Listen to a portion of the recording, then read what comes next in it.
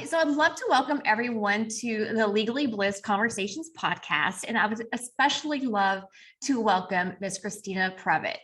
Christina is the CEO and co-founder of New Jersey Divorce Solutions, a law firm dedicated to helping people divorce peacefully and amicably.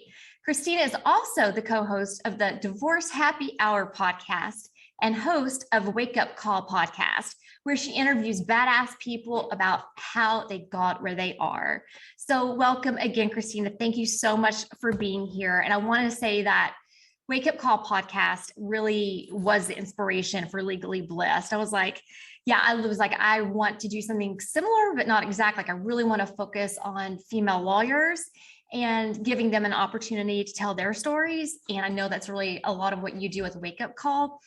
But then I was like, I want Christina to be able to talk about her story, because I haven't seen an episode where you've really put some of the juicy tidbits out there. So maybe I can pull some from you today.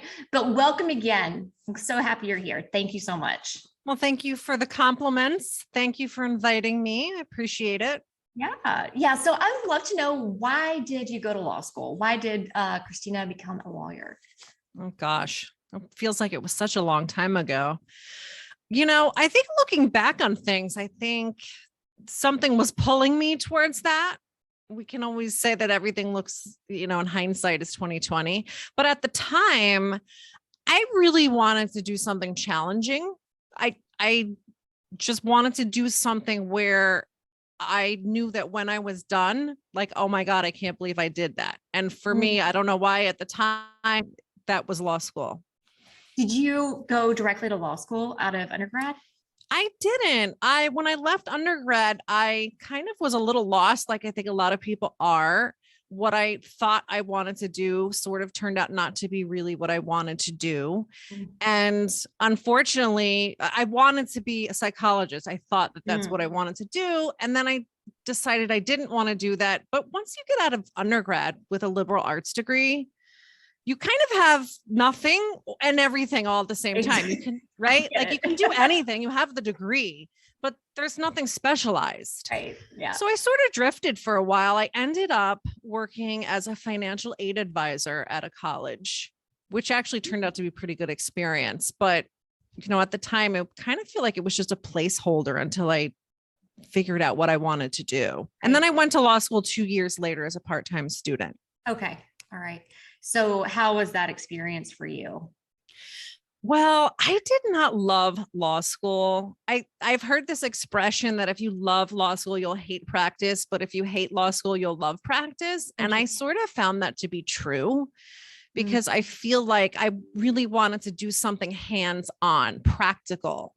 And as you know, that's not really what you do in law school. It's academic. You're learning things from a book. And I was anxious to get away from that. But I was grateful to be there. Sure. I felt lucky to be there. I felt lucky and grateful to be at law school. Yeah. I kind of had the same experience. I did not love the experience of law school. So you went to law school part-time. Did it take you 4 years to get through because of that arrangement? Okay. Yes, it took 4 years. And I forget the expression. The first year, they scare you to death. The second year, they work you to death. The third year, they bore you to death. Right. So I don't know what the hell the fourth year is, but maybe they just bore you the fourth year also. Yes. You're so ready to be done by the fourth year. You're just like, you're looking at your watch like, oh, this needs to be over. You're like, I'm over this. So did you go work at a law practice right out of law school or hang your own shingle? No. So I kind of had the foresight at the time to realize, hey, if I get an internship for a judge my fourth year, they'll probably just hire me as their clerk when I get out. Yeah. And that's exactly what happened. I did an externship at law school, so I got credit for it. And that's exactly what happened. I learned the job and the judge hired me. And I kind of did like almost, you could consider it a 2-year clerkship. Okay. So what was that experience like, being a clerkship? I loved it. So it was for a family law judge. I knew that I wanted to do family law. And it was where I grew up. I grew up in Middlesex County in New Jersey. And I felt right at home. I fit right in. I absolutely loved it. I still look back on that time as that was other than the fact that you didn't get paid very much. It was one of the best jobs that I ever had. That's interesting that you knew, it seems like pretty quickly that you wanted to go into family law. Yeah, looking back on that, I'm sort of like, God, what was wrong with me? What was it? Like, what was wrong with you at the time? No, I'm just kidding. Yeah, no, it's a fair question. I didn't have the easiest childhood growing up. And I think because of that, I had maybe a high tolerance for crisis and perhaps even dysfunction. And anybody who has spent any time in family law knows that there is a lot of that going on. Yeah. So it seemed, I don't know how, but at the time it seemed sort of glamorous. I mean, you know how they make divorce look in movies and divorce lawyers? Yeah. They just make it look so glamorous. And I don't know. I guess I just thought that that's what it would be like. And like it really wasn't. Like that Fergie song, right? GLAM. Yeah. So after you did your clerkship, did you at that point go to a law firm or did you start a practice? I did. I went to a law firm that was, had a good reputation in our community. Some of the top, we put that sort of in finger quotes, lawyers were there. And I thought that would give me really good exposure to high net worth clients and really digging in on more complex legal issues. And it did. But what was a little different about it, it sort of had a big mentality. So I literally had an office. It was a small office with no windows. Oh. And I had to be there from, I want to say it was 8:30 to 6:30. Like those were my hours. Like I had to punch in and punch out. And it's not that you couldn't leave for lunch, but you were not encouraged to leave the office for lunch. They would pass around a menu every day for you to order your lunch, which was sort of the implication that, yeah, you're going to be working through lunch. And like, I don't mean to badmouth anybody, for any of those people that would be watching this, I value the time that I spent there, sure. But it just wasn't a good culture fit for me. Right. I didn't take to it. I was only there for a few months and I don't know. I did get the exposure to the legal issues and I learned some wonderful things from the partner that I was working for. But I think long-term, it just wasn't a good fit for me. So I ended up somewhere else at a smaller firm 4 months later, and I stayed there for 8 years. Oh, wow. Okay. So did you have a mentor at that firm that you kind of worked with? I don't know if I could really characterize him as a mentor because, one of the reasons I felt like it wasn't a good fit for me is because he kind of just was in his office all the time and I was in my office all the time. Mm-hmm. We didn't work together much. Mm-hmm. And, he later said to me, and I respect him being honest about it. He said, I just realized I don't want to train a baby lawyer, because that's what I was at the time. Fair.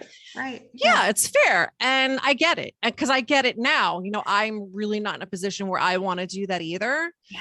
But I did still learn a lot of things from him just by watching him do his thing. And, there were other wonderful attorneys there at the time too, that I did learn some things from. Mm-hmm. So that's sort of how it worked out. Yeah. And then you're like, I'm out of here. You went to another firm that you were at for 8 years. During that experience, how quickly were you ready to, I guess, kind of like bail and ultimately start your own practice? Did those wheels start turning quickly or was it kind of later on? Well, at first, I never really thought about starting my own firm. I didn't start out my law career thinking I'm going to have my own firm. It's not that I didn't want to, it just wasn't really something that was on my radar at the time. I just wanted to learn how to be a lawyer and a good lawyer. Yeah. So that was important to me. And over time I did that. And then at some point, I still sometimes when I'm alone with myself, try to think about where that shift was. I can't exactly pinpoint where that was, Mhm. But I think every associate gets to a point in their career when they don't feel like they need the mentoring quite as much. You just get to a point where you feel like you start to notice, I don't need to ask as many questions like, what do I do with this? You just kind of know.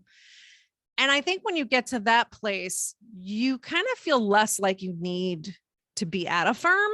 Mhm. At least if you have that entrepreneurial mindset, which I think I do. I had that seed in me. I just didn't know it at the time. Yeah. And I started to kind of, do the math in my head, which I think every associate does. It's like, okay, well, this is how much I get paid. This is how much I bill. Yeah. This is how much they bill me at. So, my boss is making like X amount of dollars per year. You start to do the You math. start doing the math. Yes, Yeah. I did the math, and yeah, I was like, bye. Yeah. And you're sort of like, okay, well, I don't really want I kind of got tired of, having to work the long hours, ask permission to go on vacation, like any job, like you need to have your vacation time approved and you have to be in the office, and it's not 9 to 5. You get up and leave at 5 as an attorney.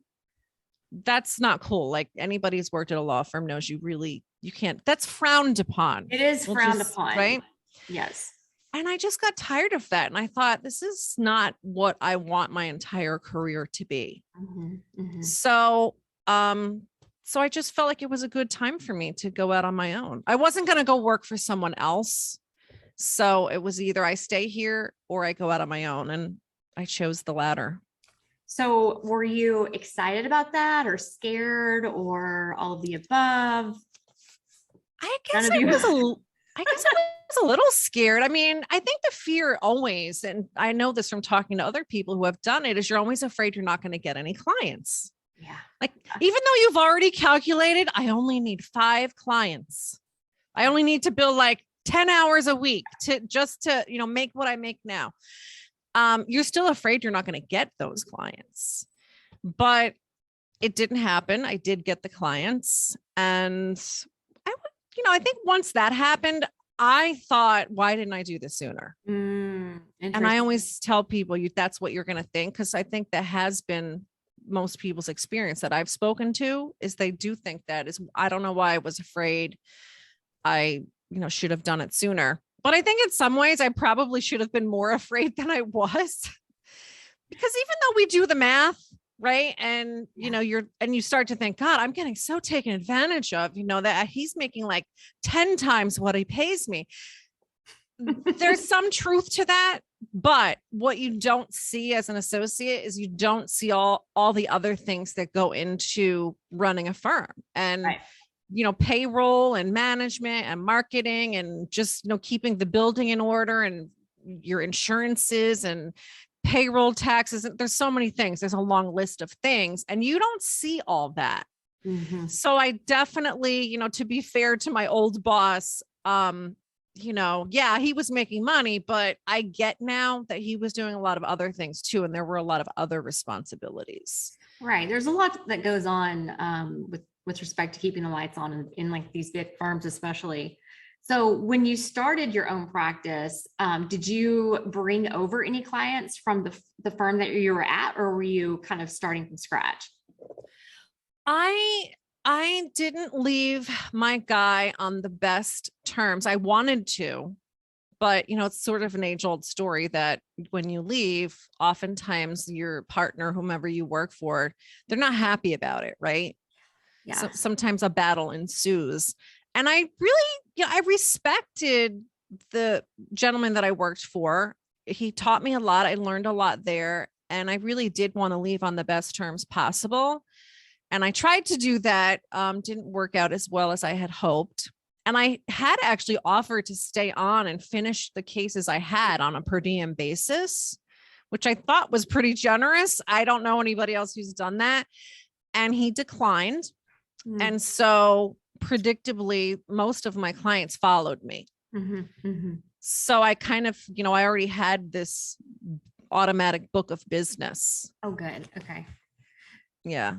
Yeah. So I think that's a good piece of wisdom there. Just looking back on it is, don't assume that it's actually going to be unlikely that when you say goodbye to your firm, that it's going to be on great terms. Like it happens, but it's probably kind of the exception to the rule. Yeah, it is. It is. It's unfortunate, but I think, I think the partners sort of, I don't know, in some way, it's like they feel like they own you, like they think they own the clients, which we know is not the case. I see the sentiment a lot that, I groomed you, you were here for all these years. I taught you everything, you're being so ungrateful by leaving. Like that's kind of the sentiment. And I don't know. I didn't see it that way. I know it was my own perception, but I didn't see it that way. I was grateful for the time that I spent there, still have much gratitude for all the things I learned there, but you evolve and you grow as a professional, and it just was time for me to leave. And I hope that as I experienced that associates leaving, because I have, I hope that I've been able to remember what it was like when I was leaving someone and, be more gracious about it. Yeah. Yeah. When you started your own practice, what was your biggest obstacle? Oh God, my biggest obstacle. I have to say, I guess maybe it's a little hard for me to remember. I'm sure at the time I was terrified. My biggest obstacle at the time was probably just learning to really be a business owner. And that's something I talk about a lot on my podcast is I'm interested in hearing people's experience when you realize at some point, I'm not just a lawyer now. I'm a business owner. So you have to really learn how to think as a business owner and be a business manager, because that's what you're doing. You can't just be a good lawyer. It's not enough. Right. And I think when you first go out on your own, unless you've had the opportunity to really see someone else managing the business aspect of things, which I did a little bit, it can be a rude awakening. Right? You don't know what you don't know. So that was a transition for me, learning really that I have to pay attention to business. It's not just about being a good lawyer. Right. So you had a co-founder, right, with New Jersey Divorce Solutions. Does that, I don't know who that person is, but do you all sort of complement each other? And would you recommend, like, if you do go out on your own, to do it with a co-founder or a partner who maybe complements you? Well, when I first went out on my own, I was solo. You were solo. Okay. Yes. And I want to say I did that maybe about a year and a half. And so I do recall the challenges of being totally solo is that every single decision falls on you. Just kind of scary. Yeah. Looking back on things, I ended up getting business coaching, which really changed things for me. I would recommend that to anybody, whether you're solo or have a partner, is get business coaching. You need it because you don't know how to run a business. And ultimately, though, I did partner up with John Knocklinger, and we had a case together. That's how we met, and we became fast friends. And the stars just aligned properly that at some point he was leaving where he was. And I think maybe he preferred to have a partner. And I was recognizing that it would be nice to have a partner, someone to kind of share all of these responsibilities and decision-making with. So we partnered, and that's when we created what is now New Jersey Divorce Solutions. And what I would say to people about having a partner is it can be wonderful if it's the right person. It can be terrible if it's not the right person. Just like a relationship, right? Yeah, it's, it is a marriage. It really is. Yeah. I mean, and there are legal entanglements, and you have to really make sure that this person that you're partnering with, don't just do it out of convenience. Don't just do it because, oh, well, I don't want a partner. I don't want to be solo. I want a partner. And oh, hey, you need a partner too. Let's be partners. Don't do that. So many people do that. And, much like getting married, there are certain things that you should discuss before you do that to make sure that you are compatible, that you're going to be making, compatible decisions. Like, for instance, it's something I see people fight over all the time is money and how much work each one is doing. Mm. If one of you, if it's your goal to back out of practicing law and focus more on other things, but one of you really wants to practice law and you want to build 200 hours a month, you guys need to be on the same page about that. Because if you're not, at some point there is going to be resentment because one's going to feel like he or she is doing more than the other. John and I have had growing pains. We did not have those talks before we partnered. So, and I can say this all in hindsight. And we've had our share of differences, but thankfully we've gotten to a place where we were able to work them out. Mm-hmm. And we found that what ultimately ended up working best for us was to have very clearly defined roles. Mm-hmm. You do this and I do this. Mm-hmm. And because we're both very independent, right? Like that's why we went on our own. We didn't want to have a boss or feel like we had a boss. And you just cannot have two people making all of the same decisions. It doesn't work. At least it didn't work for me. So once we were able to really identify our respective responsibilities, things really started working very smoothly at that point. So that's what I would recommend to people. I love that. So did you all do a kind of a written agreement? We didn't really. That's another thing I would highly recommend, which I've learned from our own mistakes, is do that. Treat your relationship like it's a business relationship, because it is. It is a business relationship, and don't forget that. Mm-hmm. Even though you may be friends, maybe you're even related, you have to treat it like it's a business, because it is a business. Business prenup. Well, or post-nup. Kind of.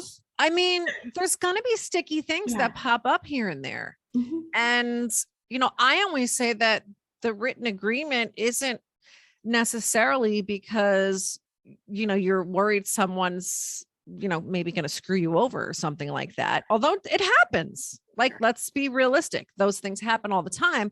But I think it really just clarifies things for both of you. What are our respective responsibilities and obligations to each other? Make sure you're on the same page about it. Don't guess, don't assume. Yeah. And the best way to do that is to have it in writing. Confusion, you can go back and look at that agreement, right? So it's not like it's as subjective. It's not like you're having a subjective argument or taking these subjective positions. You can go back and like, okay, this is what we agreed to, right? You can try to tailor how you're going to go forward based on what has actually been written in that agreement. So I think that's some fantastic advice. Yeah. And, there's also practical things that I didn't think about either until I had consulted with an attorney, and, hire an attorney to advise you, because somebody who does that area of law, because they're going to see things that you're not even thinking about. Like, for instance, what do you do? What happens when one of you wants to pull out of the business? Right. You should have some guidance as to what's going to happen there. What happens if one of you dies? Mm-hmm. Right? We all know we're going to die. Mm-hmm. Those are just a few examples, and it's the responsible thing to do as a business owner and for your family, for sure, to address those things. Yeah. So you have gone through this process with your partnership, and you started the Divorce Happy Hour podcast. You're the co-host of that. Is John does he co-host that with you, or do you do that with another? He does. He co-hosts. We initially started that out as co-hosting every episode, but then over time, it sort of has evolved where sometimes he's doing it and sometimes I'm doing it. Okay. But we're making some changes in the firm that are coming very, very soon. Okay. We can talk about that a little bit, but so we're going to be ramping up the podcast to be a little more active in the very near future. Okay. I can't wait to hear about that. So what was your inspiration for starting that podcast? I don't even know. Like, it's funny you're asking me these questions, because I have to think back on it. It all just happened organically. It wasn't like it was necessarily planned. I remember there was someone that I'm still friends with. Her name is Nadia. She was selling ads, I guess, or like airtime for a local radio station. And she came by and she was trying to sell us ad space. And at the time, I was just then really starting to be very interested in journalism and broadcasting and things of that nature, doing something like on the radio or in front of a camera. And so when she came by, I said, hey, I'm not interested in an ad, but are there any opportunities to be on the radio?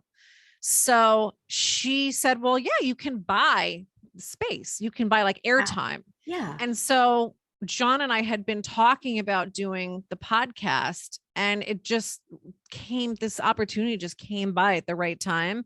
So we started doing the show on the radio. On the radio. That's really cool. It was so fun. I loved it. We'd actually go to a local studio and, we felt like big time, like, wow, we're in a real studio. Sure. And we started live streaming it on Facebook, and it just grew from there.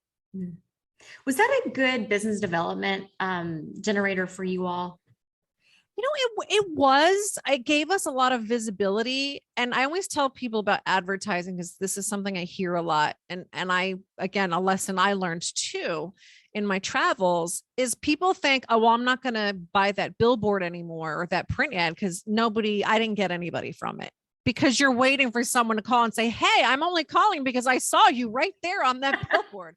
That just doesn't really happen that much, right? It doesn't. That's not what they do. And, they see you in a lot of different places because they don't see you one time and then call you, right? Like, pay attention to your own buying patterns. Yeah. You probably see something a bunch of times. Like 7 times, they say, like 7 impressions before it like clicks with a consumer. Yes. And I think that's true because you keep seeing it over and over again, and maybe even in different places. Yep. Like maybe they see the podcast, and they see a video on Instagram, and then they see us in a newspaper, and then maybe they pass a billboard, and they see us in all these different places. Yeah. And then eventually when they're ready, we're already sort of there in their subconscious mind. Mm-hmm. And then the next time they see you, like, I'm going to call them. Yes. So I think that's where it has value. And we have had numerous people, more than, a couple where it's sort of a thing where they'll say, oh, I love your podcast. I listen to it all the time. Or, I heard you on the podcast and I love you guys. And so it has its value there. Mm-hmm. So there had to have been some impetus for Wake Up Call podcast. So how did this happen? I need to know like kind of what your inspiration was. Was it organic as well? You're just like, I love this podcasting thing. Why not do? It was. I loved the radio show. I loved the podcasting, but I was really interested in expanding the kinds of conversations that I would have. I didn't want to limit it to just talking about divorce and legal topics.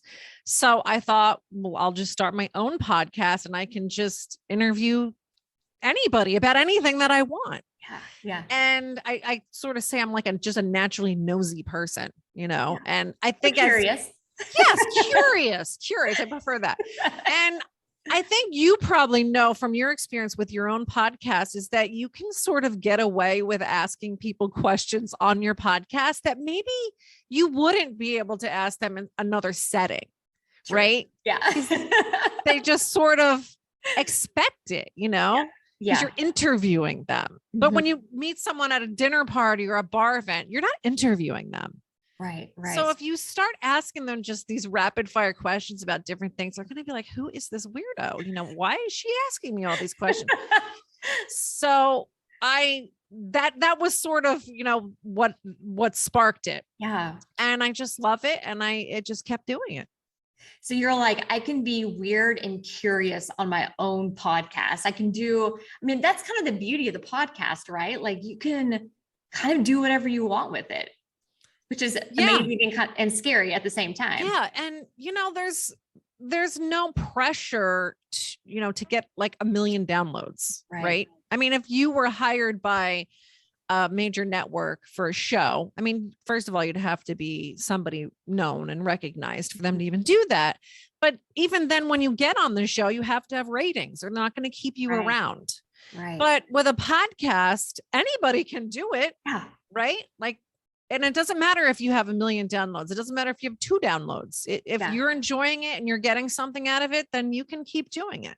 Yeah. And so it kind of takes a little bit of the pressure out of it. And for me, it was like the perfect forum for me to just talk to people and hear their stories. So what's next for your podcast?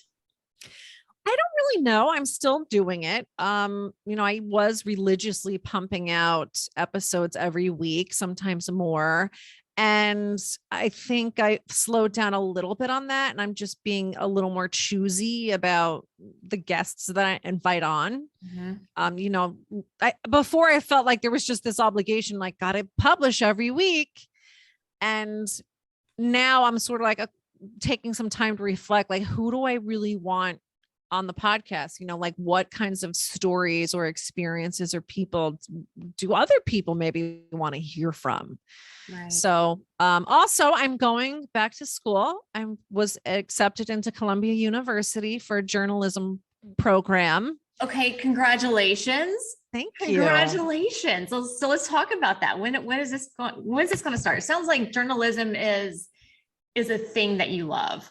Yeah, it is. I feel like, you're asking me, where's the podcast going? And I don't know what's going to happen. School. Yeah. I mean, that's where it's going. And I realized that, this isn't just something that I want to do as a hobby.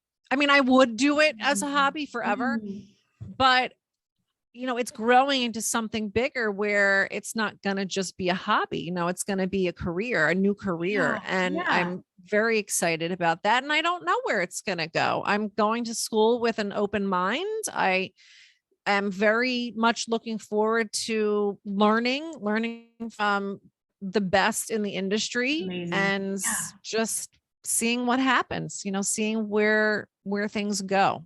Okay. I think that's such a cool perspective, right? Like it's kind of like how you've approached many things, like very organically, like very open-minded. You're just kind of open and you're like not taking a rigid approach. It's like, let's see what happens when I go to Columbia. So what semester will you be starting? We're in spring of 2022.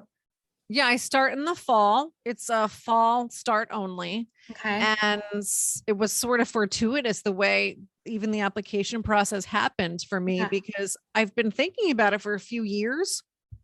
And each year that would go by, I'd pass the deadline. I'd think, I don't know, how am I going to do that? How am I going to go to school and run a firm and do all these things? And so finally, I had to take advice that I give other people all the time. What are you waiting for? Just do it. And there were 2 weeks to spare until the application deadline.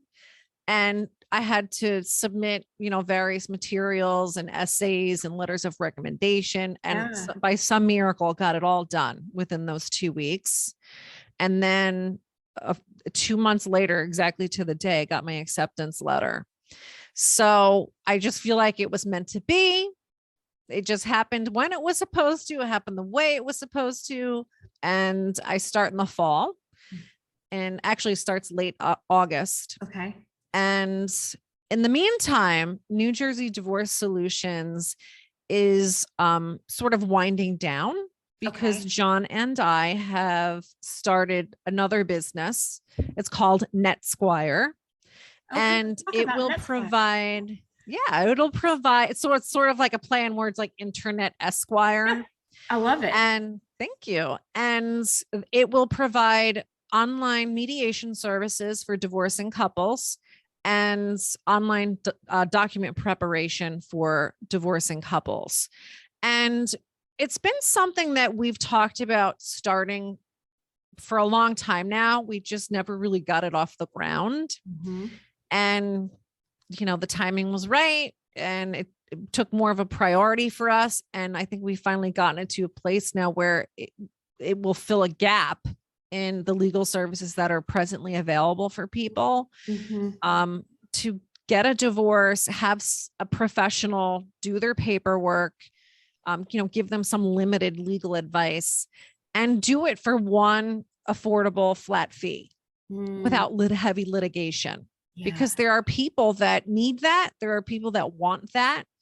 Not everybody has to be, Kramer versus Kramer. I know that's a really old movie. I don't know if people are still watching that, but War of the Roses type divorces, there's always going to be a market for those, but there's a market for people other than that too. People that are relatively amicable. When I say amicable, I don't mean, best friends, also holding hands and all that, but are committed on some level to not having a divorce. Hopefully I can curse, that looks like a shit show, right? By all means. It just doesn't have to be that way. I would really like to change public perception about divorce and how it's supposed to be. I mean, it can be a shit show if you want it to be. Yeah. But there's plenty of people that don't want that. And I want to create a place for them where it doesn't have to look that way and it doesn't have to be hugely expensive because people should keep their money for themselves. They shouldn't have to give lawyers tens of thousands of dollars and be left with, nothing when it's all done. This is a really cool concept. So how will this will be available in New Jersey, I presume? Yes. Since you all are barred there, how would that work outside of New Jersey? Would the parties have to be located in New Jersey for them to be able to use this? Well, I mean, it is online, but because we're only barred in New Jersey, and there's obviously rules about practicing law in other states. Right. We could only represent people where there would be jurisdiction in New Jersey. Right. So if there's jurisdiction to file your complaint for divorce in New Jersey, then we can do that. We do have a long-term plan to branch out into other states, but we've got to, once we get New Jersey down and humming, then we can start talking about branching out into other states. So this is going to allow you to, it sounds like, instead of doing more just like hands-on family law and divorce, it's going to allow you to really kind of dive into your journalism program. Yeah, I mean, it's going to be limited to mediation and for people that have already reached an agreement, because, not every divorce is terribly complicated. Sometimes we get calls a lot for people that say, we already kind of know what we want to do. We just don't know how to get it done. We don't know how to do the paperwork. And that's largely who this is designed for. And, drafting a settlement agreement and just whatever pleadings you need to get you divorced is not a terribly time consuming project. Right. So our intention initially is that we'll be doing that work. And then as we grow, eventually hiring other people to do it. So my work will be rather limited, right? And because from litigation, you can't do that part-time. You can't tell a client don't have an emergency on Monday between 3 and 5. There's emergencies all the time. Yeah. So the nature of the business is very different, and it will allow me to have more time to dedicate to school and other projects. So you are definitely someone with an entrepreneurial spirit, right? Like, I can tell that you're an entrepreneur who happens to have a law degree, and you are going to have a journalism, degree. And how many years? How long does it take to get through the program? Is it 2? It's going to be 2 years because it's part-time. Right. They do have an accelerated program that's only 9 months, but that's very intensive. And I don't think I would have been able to do that with NetSquire. Right. Well, I'm so excited for you. And I want to be really mindful of your time. So do you have time for maybe like 1 or 2 more questions? Yeah, I'm good. This is all I'm doing today. So. Oh, good. Just hang out for a couple more hours. No. So I do always like to know what kind of is next for people like in their career, but we talked about that. But I would love to know, like, if you could look back, or if you could write a letter to yourself when you first got out of law school, when you were just a little baby lawyer, and you could give little Christina a piece of advice, what would you tell her? I would just tell her, don't worry about things so much. I should really be like my 80-year-old self telling my 40-something-year-old self now, right? The same thing. And I would say this to anybody, just don't worry so much about things. I'm seeing the value as I get older, and I've had a lot of coaching. Just, follow your desires where they take you, your goals and the things that you feel like, oh, I'm really interested in that. I'd love to do that. Don't say no to those things. And just don't worry. Everything's going to be okay. It's all going to turn out the way it's supposed to, and it's going to be fine. The universe will provide. Yeah, it's really true. Yeah. This has been so much fun, Christina. I really have appreciated your time. I've learned so much.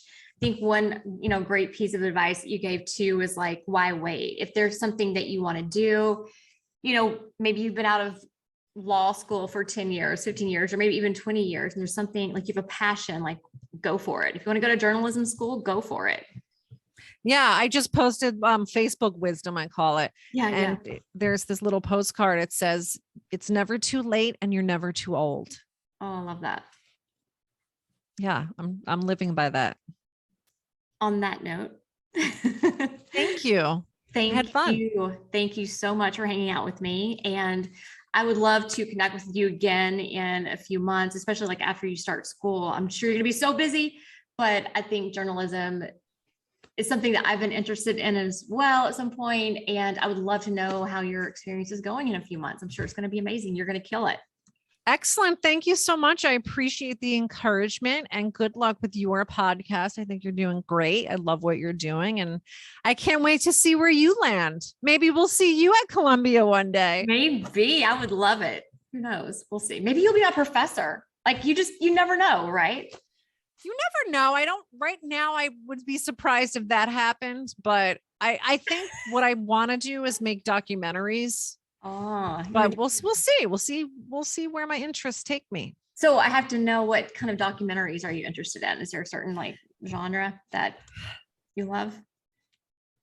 I don't know. I mean, I think, documentaries are sort of its own genre, but I'm of course very interested in women's issues and shining a light on things that are happening in our world that people just don't necessarily see.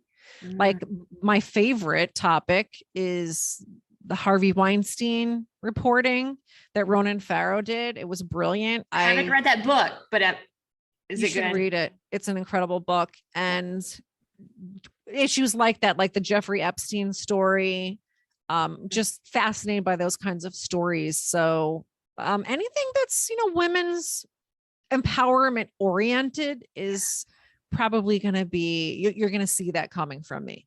Oh, I'm so excited. Thank you. It's going to be amazing. Thank you again, Christina. You're welcome. Oh, I want to ask too, where can people find Christina?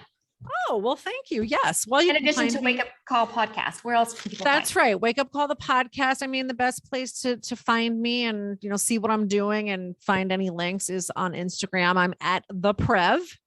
Prev. Yes, that's sort of my nickname. Yeah. That's where I'd start. You can pretty much see everything I'm doing there and reach out to me if anybody has any questions or, wants to learn more about what I'm doing with the podcast. You can see her holding chickens. I haven't heard about the chickens. I need to know. You went to a chicken farm? Is that what you did? I held a chicken. I go upstate New York because I have family up there, and my cousin has chickens. And I don't know why. I just love chickens. They're so cute. And I held one. And are you going to get a chicken? Maybe one day. I do love farm fresh eggs. Oh, but I don't think a chicken is in the very near future, but can't bring one to Columbia with you. Yeah, that might be a little hard. I mean, I'd love to get a dog, but even that is too much commitment for me right now. So I don't think a chicken's going to work. Let me tell you, I've had chickens in the past. We had a pretty decent flock. They were amazing. I love them so much, but we went through a period where we started traveling a lot. And I was like, we're paying people a lot of money to take care of our chickens while we're gone. So we kind of let our flock, we let nature take care of the flock. We live on a farm. Oh no. What does that mean? They died or a fox got them? We had like one chicken that lived to be about 8 years old. And the last few that we had, like once our rooster was gone, it was really hard, like, because we have coyotes around and it's out in the middle of nowhere. But, I was talking to my partner the other day. I was like, you know what? I really miss having our chickens. Like, I know this is so weird, but like they were so fun. They're amazing. They're amazing animals. They have personalities, which I know people are gonna be like, what? Some of them like would come and sit in my lap. I remember like my Bart would have like a beer, and he had this one that would always come up and like want to like peck at wanted to drink his beer. But you're right, like just having the farm, like the fresh eggs, like it's just there's something amazing about cracking them open and just seeing this bright orange yolk, it's like, oh, They just taste better. They do. Than regular eggs. They do. And I'm appreciating nature more as I get older. There's just something just about, God, I don't want to sound all woo woo, but like plants and animals in the wild, they just do their thing every day, right? Like they just live and they do what they're supposed to do, whatever's in their DNA, and they're not worrying about, if they've, their feathers look as good as the other chicken's feathers, or, keeping up with the Joneses. And it's really refreshing when you can be in an environment where that kind of thing doesn't matter, Yeah. Like there's no competition. Yeah. They're just going on and living their cute little animal lives, right? Yeah. Yeah. There's some saying that, you don't see a bird fall out of a nest and feel sorry for itself. It just gets up and goes on with its day. Goes on with its day, right? I want to be more like that. Yeah. Well, I think that we can learn a lot from animals. And chickens, they're one of those animals. And if you think about like, we have so many just fun sayings, like someone flew the coop, right? Like so many little sayings in the English language that kind of originate from that social structure. You might have heard of someone being henpecked, things like that. So I think that's kind of fun because I've noticed myself saying, "Oh, I know." So now I see where that came from because I can see the social interaction going on amongst these little chickens. So they're fun. Yeah, it's interesting. You can learn a lot from nature. You do. So today, go outside, get your feet on some grass, ground yourself. As woo as it sounds, it is so healing, unbelievably healing. It is. I mean, you know what? We're all going to die at the end, right? Nobody gets out of here alive. So enjoy your life, enjoy the world, enjoy the earth, and enjoy all these wonderful things that we have. Yeah. And just have fun and be curious, right? Yeah. Awesome. Thank you so much. You're amazing. Thank you for having me. You're doing a great job. Love it. I appreciate it. Thank you so much. See you, Christina. Bye.